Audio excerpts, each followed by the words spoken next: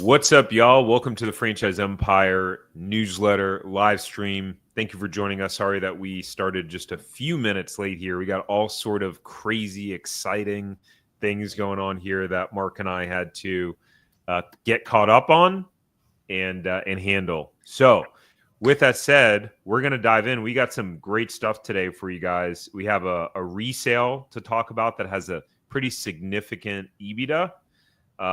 We'll talk about Jersey Mike's. We'll talk about breaking down Arby's franchise, some other things like becoming a top performing franchisee. All today, we're going to cover it. So if you're new here, my name is Tarek Johnson. I'm the CEO and founder of Franchise Empire, and I'm here with the man, the myth, the legend, Mr. Mark Magerman, who is the head of our brokerage team. Hello, Mark.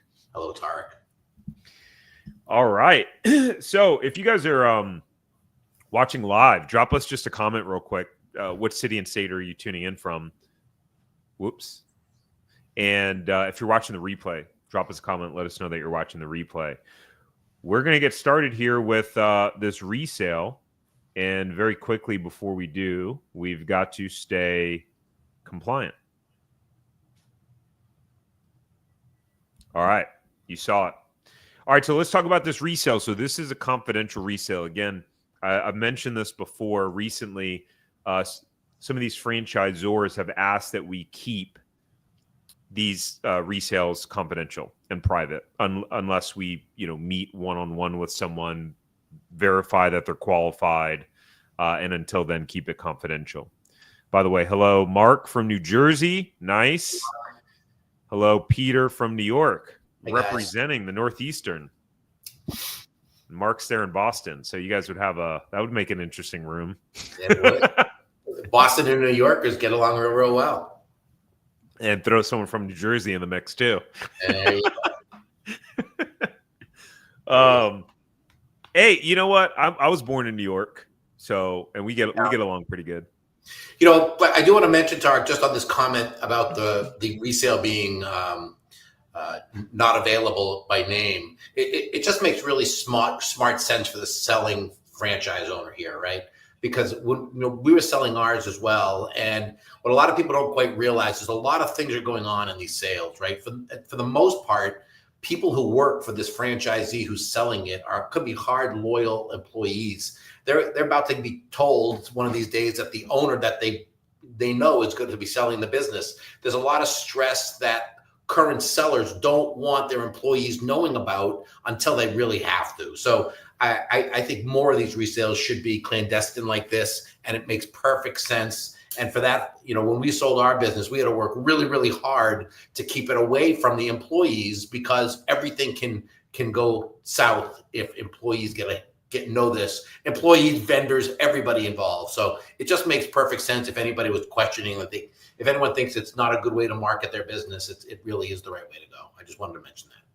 No, it's great comments. And so, all right, guys. So this is in Allen County, Indiana. Again, if you want to know the specific brand, if you're in that area or you're thinking, hey, I want to relocate there because it's a great opportunity. We've had people that said, actually, we've had a client that has actually relocated for a franchise because that was their only territory available. It was Precision Door, which I think they just completely stopped franchising because they're all sold out all over the country now. They did. And also, if you remember, Tarek, I think it was 3 weeks ago or 4 weeks ago, we had one of our listeners live on the podcast get in touch with us right after the podcast, and then we introduced them to that resale candidate. So this was real life. So if you guys are out there and you think this is worthwhile, boy, get on, let us know. We'd love to at least talk to you about it because, I'll tell you this, I know this much. If you don't take a cut at it, you're not going to get it. So it was really kind of cool a couple of weeks ago when that happened for us. Yeah, very cool. All right, so last year revenue, 2024 revenue of $1.47 million. They have EBITDA, earnings before interest, taxes, depreciation, amortization of $304,000. Asking price of $1.2 million. It's in the outdoor home service industry. This specific location started in 2016, so been up and running for 9 years now. They got eight employees. there's $835,000 of furniture, fixtures, and equipment that is included in the sales price, which is significant. Whether that's, the depreciated value, who knows, but that's still pretty significant.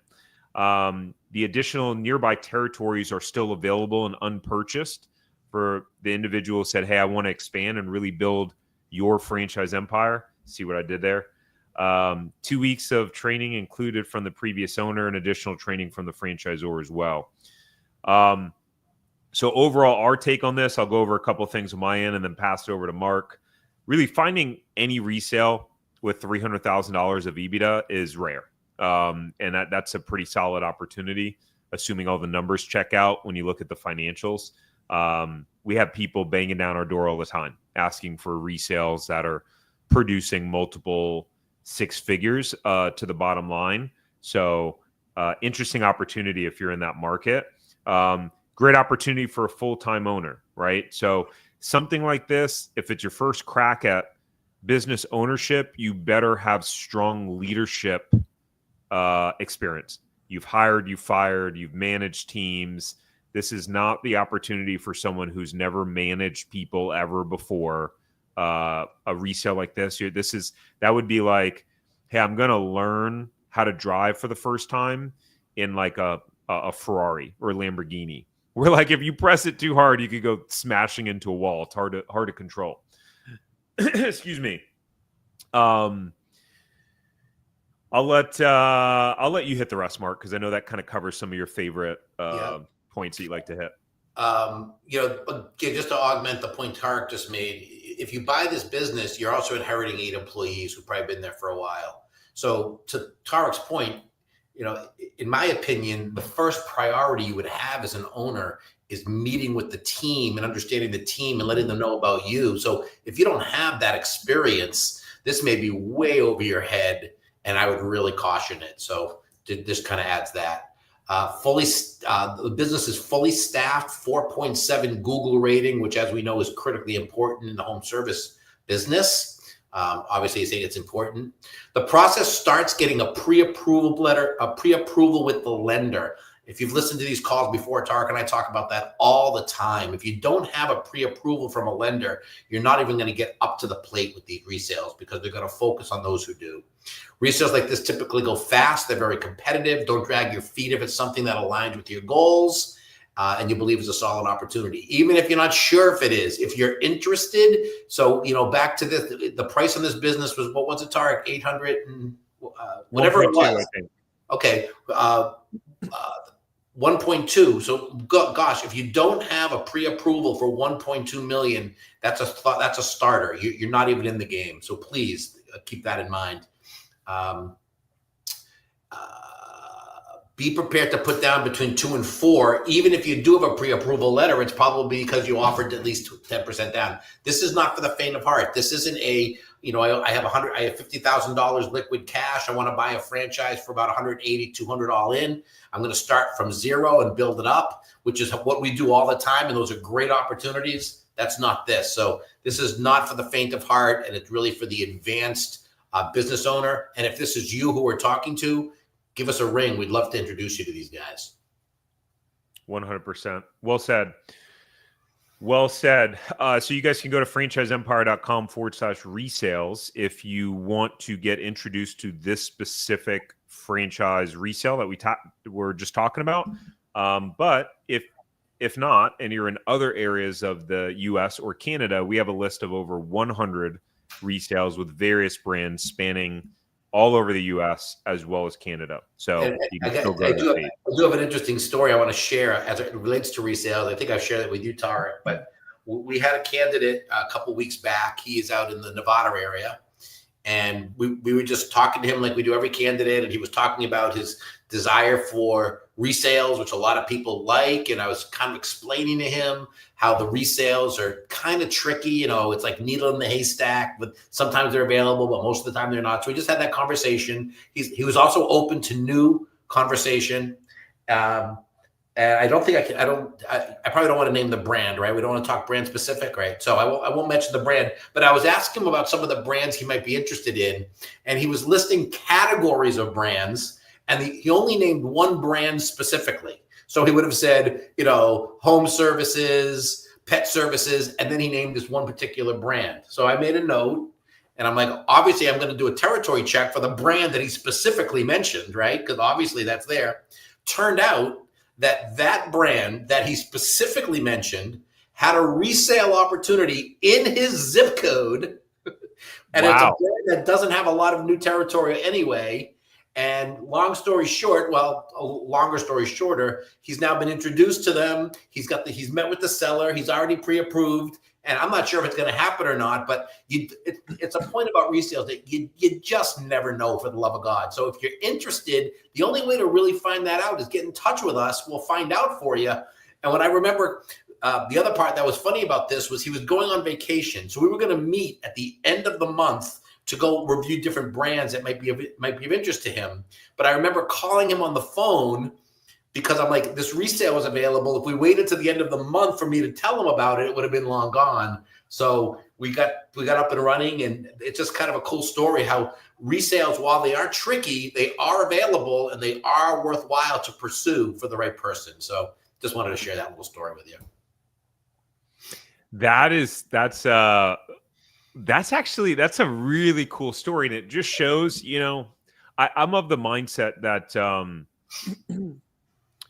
when there's a will, there's a way. And when you're fully committed, like all of a sudden the resources and things that you need or want just start to appear. Exactly.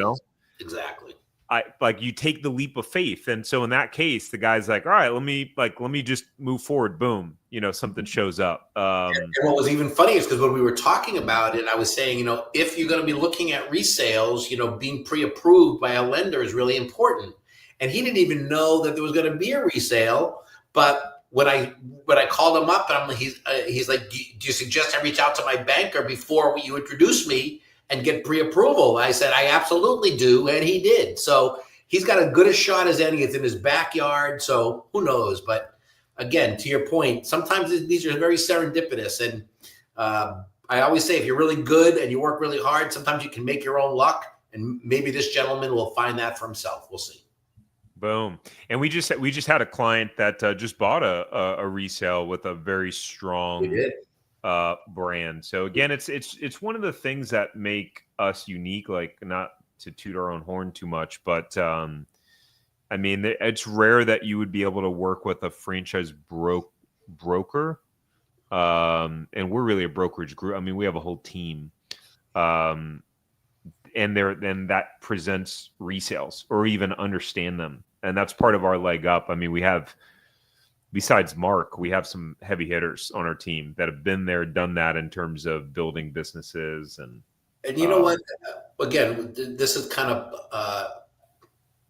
blowing our own horn a little bit, but I guess it's okay, especially if this is our podcast. But, there are lots of brokers who don't even offer or wouldn't even show their candidates resales because they're very tricky and they're very complicated. And I think the odds of getting a resale are a lot lower. So some of them just aren't going to waste their time with it, which tells me that they're more interested in what their own commission would be in their own situation. That's one of the reasons I love being a franchise empire, Tark, and I've shared that with you. And I'm not just blowing smoke, but we focus on what's right for the candidate. Right? If it means it's a little bit more work on our end, or it might take a little bit longer for fruition, that doesn't matter. It's what's right for them. So that is definitely a reason why you should be talking to us. And I always say, talk to other brokers as well, because you really quickly realize we're not in it for ourselves. We're in it for the candidates. 100%. Ooh, remind me. Actually, after I share this, I'll share another quick story too, because it made me really happy. I think I got it on Thursday or Friday. I'll share an email that kind of backs that up with you guys. But want to celebrate a new franchise owner through Franchise Empire. I've actually shared Nancy and Troy's story before. Nancy was a nurse and Troy did work in IT. I know why Allie put this in here. Gosh, Allie's sharp. That's really good. So Nancy and Troy, they wind up wanting to get involved in a business. They actually they were really close to choosing 5-star bath, and they didn't kind of feel quite comfortable. This was a good like 9 months, a year ago now, Mark. And then they wind up really being more interested in senior care because of her background in nursing. And Troy initially, I think, wasn't going to leave his job. He did wind up deciding to leave his job so they can both go all in, which happens a bunch too. We start working with people. They're like, I'm going to keep my job. I'm going to, do the franchise thing. But then as they do the due diligence and like kind of get excited, talk to their owners and understand the fuller potential, right? Like with competence, the more competent and educated you are about something, it creates confidence. That's what I remember when I first got into sales at 18 years old. They say, with competence comes confidence. And so as you start to do due diligence, talk to these franchisees, you become more confident in your ability to build a business, replace your income, because you're like, oh yeah, I now know more. Anyways, they both decided that they wanted to go in full time. I just got an email from Troy last week, and he said, "Hey Tarek, I wanted to introduce you to a guy that used to work for my company or works for the company I used to work with. They decided to adopt AI in the company, and they're laying off X number of people, a bunch of them. And so we really enjoyed working with you guys and so on and so forth. And so I wanted to connect you." And I sent that to Josh and Allie on our marketing team, and the screenshot. And I didn't even think about it, but Josh was like, "You guys like changed that guy's life. Like he might have been one of the ones that got laid off." And I was like, "Oh man, that's so true." So like that's the interesting thing. Like even if you do plan to keep your job, with everything that's happening with layoffs and AI and all that stuff, like you never know. You never know what's coming. You could be just putting yourself in a good position. So interesting, right? Very. Yeah. There was another story, by the way, real quick. I got an email from, I'm not going to share my screen because I won't be able to black out the information. So as you guys may or may not know, one of the things that makes us different too is we provide our clients with this whole online training system on how to buy a franchise and do due diligence and supporting them from the beginning to when they launch. For free, by the way, for free. Yep. For free. And so I get an email from a guy that had joined when we had it under a different model, when it wasn't free, when I used to run the group calls and they had access to me, basically, is one of the major things that they were paying for. And he just bought an insurance business. And he sent me an email to say, "Hey, I wanted to let you know that he went out and bought his own independent insurance business that was for sale. And he said, I want to let you know that I bought this insurance business, and it was your content and your program that gave me the confidence to do it, or else I would not have pulled the trigger."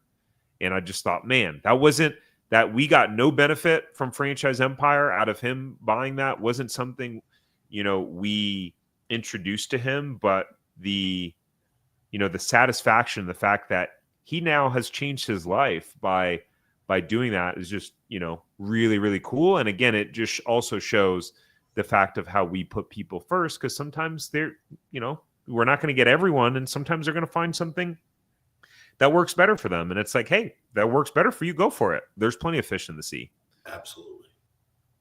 All right, let's pivot to the franchise of the week. So we got a fun one. And again, if you guys haven't seen our newsletter in a while, we have pivoted our approach on the franchise of the week to talk about something that's more interesting and really break down like franchises that have been uber successful. So today we have Jersey Mike's. I've been doing a lot of talking already, Mark. So if you want to take the lead on kind of reading it, and then we can stop and chat about any of it. Sure. I'll do it. Then I have a little story about the brand too. But the founder, his name is Peter Cancro. You can't drive more than 10 miles anymore now without seeing a Jersey Mike's there. such a success story in the sandwiches.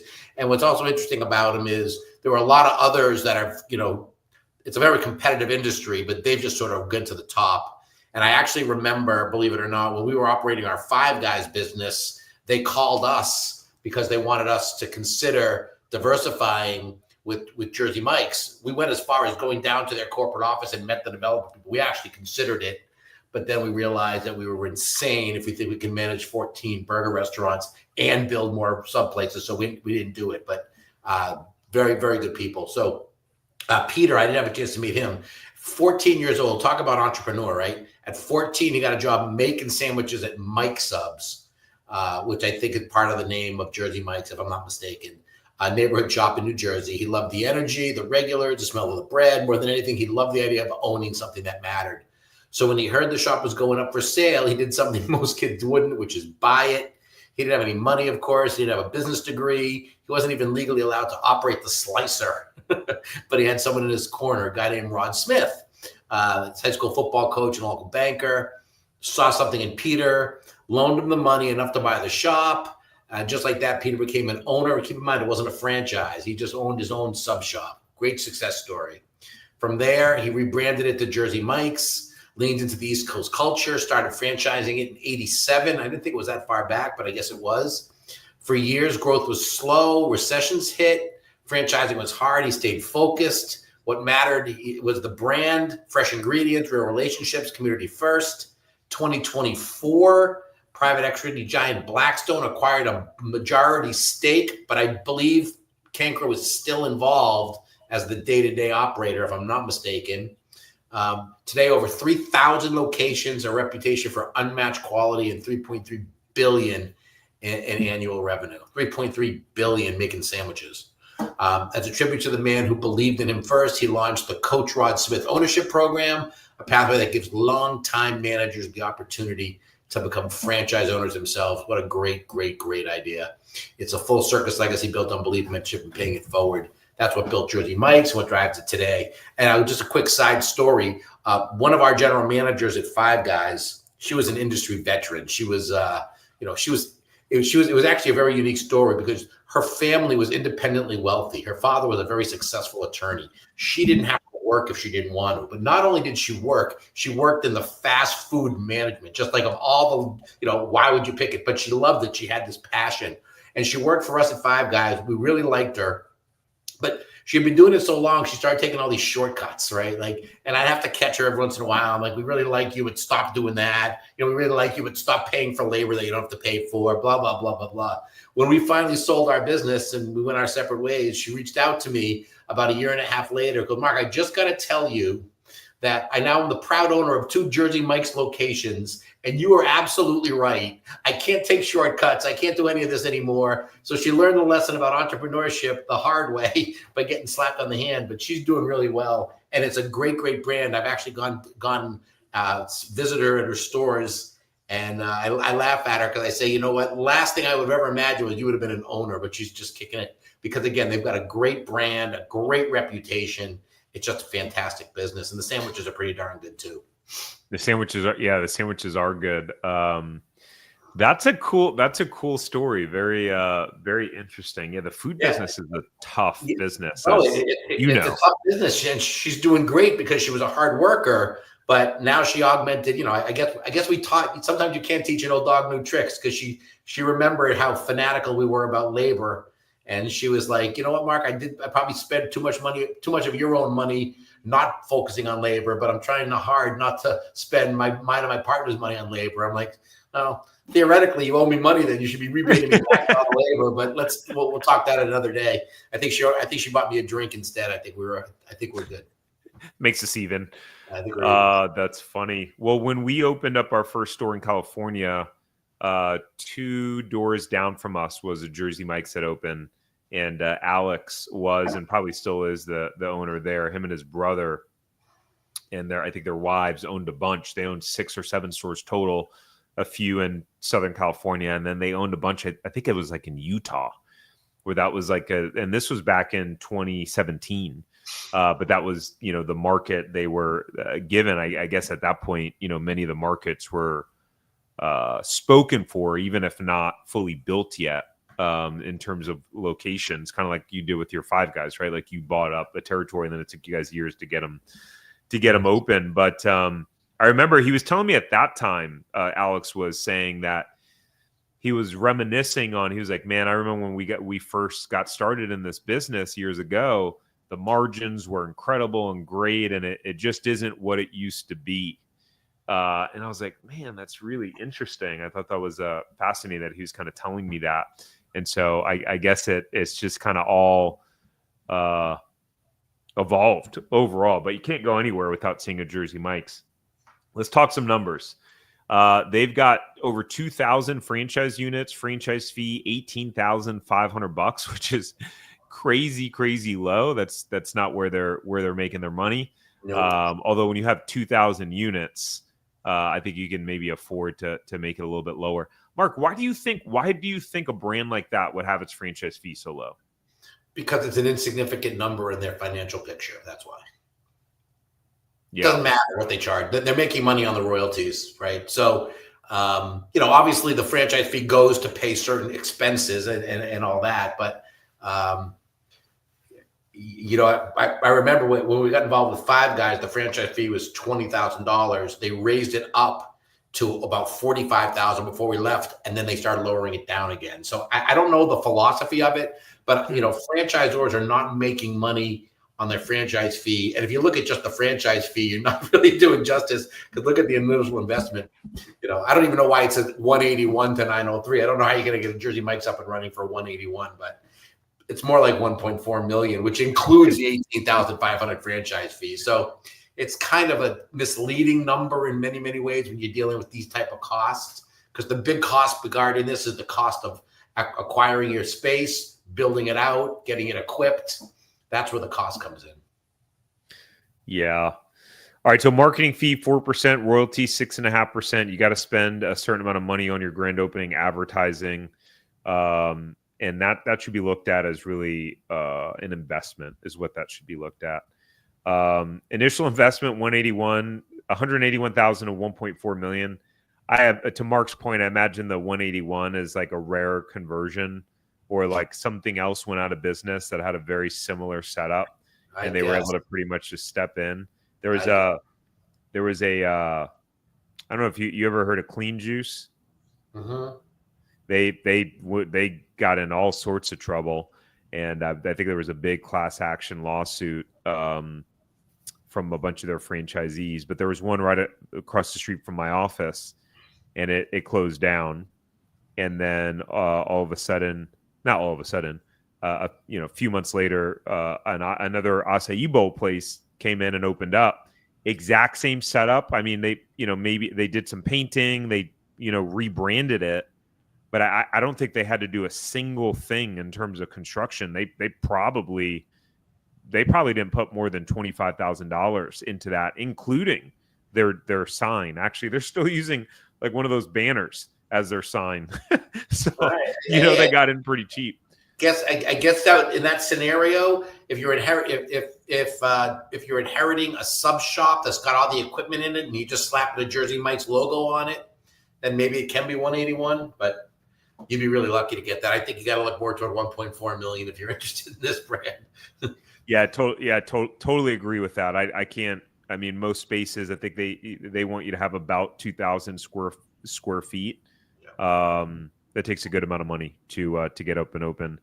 Minimum net worth, 300 grand, liquid, 100 grand. I mean, to me, that's on the low side with as much as one location costs to get open. That was my franchisor's minimum requirements, and ours was around like 350 to get up and open. So I'm a little bit surprised by that personally. I am too, and it maybe says it's a little later in the sheet, but I don't know that you'd want to get involved with Jersey Mike's if your only goal was to open one. It's a multi-unit play. The margins are relatively low. I'm going to guess the average unit volume. I don't know if they include that here, but it's probably less than $1 million per location, I'm guessing. And if you're doing 10%, you mean your profit is going to be less than $100,000, and you're spending 1.4 million after debt service. Not even after debt service. Right. So what we did is we build multiple of the units, because then you start getting some costs that you can spread through all of the locations, and you start making more money. But I wouldn't, if you're only looking at one location, I don't know that this would be the one I would recommend if you were speaking to us. Yeah, it's funny that you say that. So we're here at the beach for the few weeks. We still got a couple more weeks here, and we kind of ad hoc. We go to the gym Saturday, bring the kids, and we're like, all right, we're gonna go to the beach, but let's go get some breakfast. See if we can get brunch. We stopped by a couple places. Even though there's a million breakfast and brunch spots, it's Saturday morning at 10:30. So there's a line out the door every place, long wait, and we're all getting hangry. So we stopped by this donut place. There's a place called and it's a franchise too. It's called Duck Donuts. I'm very familiar with them. Are you? Yeah. Tell me how are you? What's been your experience? Well, we spent time years ago on the Outer Banks in North Carolina on vacation. That's how I was introduced to them. And they happen to, I actually have a friend who has an acquaintance who opened up a Duck's Donuts up here in the Massachusetts area. So okay. I don't know much about it. I just know that it's opening up here now, and they're doing a lot better with, it's a brand that's spreading and it's franchised out now. So that's how I knew of it. Okay. All right, cool. That could be a fun one potentially to cover. But so we're in there, and you're getting smacked in the face with the amazing smell of these hot donuts that they're making. And it's a Saturday morning, right? So I'm sure it's one of their busiest days of the week. It's busy in there. And I could feel the excitement in my body, in the emotion, Mark, of like, ooh, wouldn't that be cool to own? And so Bridget, I think she's just like feeling my energy. She's like, this would be cool to own one of these. Look at it. They're so busy. And it's literally like I've made so many videos and so much content on the biggest mistakes that franchise buyers make. And we were going in that direction, walking in as a customer, getting super excited, and then going, ooh, let's open one of these. The shiny penny syndrome. Yeah, that's not the way to go. But again, chances are, if you did it, you'd probably make it successful out of it. But yeah, you're right. But there was nothing more satisfying in my franchising days than when you do all the work and you open up your business and the place is jam-packed and you're watching it and you're just really proud of the work that everybody did. It's a really, really good feeling. It kind of augments and cements why you did what you chose to do. Yeah, for sure. Well, and to tie that all back, when you were saying it, if you're going to do a Jersey Mike's, don't do one. That's not why you're doing it. You need multiple. That was exactly what I said to Bridget. I said, we would really need 3, 5, 10 of these, to do anything significant. I think we both got our hands full anyways. We're good. Right. We're good. In terms of, I'm in the wrong browser. I won't have the marker. So in terms of sales that they list, out of their 2,200 restaurants, the average sales, they show 1.3 million. Median, that's surprising 1.2. to me. That's very surprising. I thought it'd be lower than that. That's very interesting. Yeah. 1.3 is it's still from a sales to investment ratio. I mean, I'd say the average store is probably close to $1 million to open. Still not an ideal sales to investment ratio, I would say. And again, if you're doing 10% fully allocated, you're doing well, which means your profit after everything is $133,000. It takes a long time to build back up that $1 million worth of expense that you built into it. So, well, especially if you have at that point a $700,000-$800,000 loan. Exactly. You're basically you're not able to pay yourself really anything. Correct. The lowest franchisee does $472,000, highest $4.1 million. So we're not going to cover all of these shenanigans here. I don't know that they're shenanigans, but we're not going to cover all these other details. If you want to see them, make sure you go to franchiseempire.com/newsletter, and you can get access to that. Actually, here, let me click this bad boy right here. And I'll drop the link. You can go read it if you're not on our email list and got this in your inbox 8 a.m. Sunday morning. Then you can click that link and you can go read it has the whole thing that we covered on our website. thanks to our marketing team. That's it. And that's all except for, okay, most recent content. So I started making these shorter videos that I think you guys will enjoy, going over the biggest names in franchising and breaking down their cost, their sales, the average sales, their fees, as well as a little bit of a backstory. Basically, what we're doing here with the Jersey Mike's, doing that for other name brands, but in a more kind of entertainment, higher production style, outside of like Mark and I just shooting the breeze on it. But it's on Arby's. So we break down Arby's franchise, startup costs, sales volume, all that good stuff. So if you want to check it out, you can watch it on YouTube. Go to the Franchise Empire YouTube channel. You can listen to it on podcast platforms. We now have 2 videos going live every week on the Franchise Empire YouTube channel, guys. We've upped our game. So we'll have one of these more entertainment style ones breaking down a franchise, as well as an actual podcast. In this case, I interviewed Guy. His name is pronounced Guy, Guy Coffee. And he was not only a very successful franchisee and still is with Anytime Fitness. I think he said they've owned 6 or 7 over their span of being franchisees with them for over 20 years. But he was also a franchisor, Mark. He started a company he became a franchisor, and he had an exit to I think the Riverside company, actually. So super sharp guy, great to talk with, and you guys will learn a lot from him because he's been very successful. So I'm gonna watch it myself. Actually, I haven't seen it either. I love stories like that, and self-made people like that are just right up my alley. Yeah.